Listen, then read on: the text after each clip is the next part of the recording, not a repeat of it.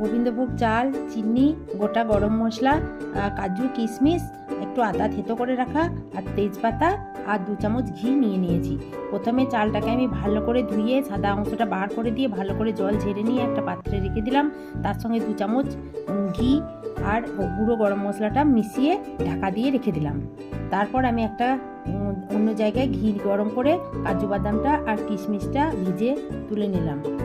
তারপর আমি ওর মধ্যে আরও একটু বাড়তি ঘি, তেজপাতা আর গোটা কয়েকটা গরম মশলা দিয়ে আদা বাটাটা দিয়ে আমি ভালো করে চালটাকে ভালো করে ভাজতে থাকলাম। তারপর যতটা পরিমাণ চাল নিয়েছিলাম তার ডবল পরিমাণ জল দিয়ে আমি ঢাকা দিয়ে হতে দিলাম। আর অন্য একটা জায়গাতে আমি চিনিটাকে গুঁড়ো করে রেখে দিলাম। তারপর উল্টে দেখলাম যে ভাতটা হয়নি। তারপর গোটা ভাজা জিনিসগুলো সব আমি ওর মধ্যে দিয়ে দিলাম। তারপর একটু জল দিয়ে চিনি গুঁড়ো ছড়িয়ে আর একটু দমে হতে দিলাম। বাস, আমার পোলাও একদম ঝরঝরে রেডি।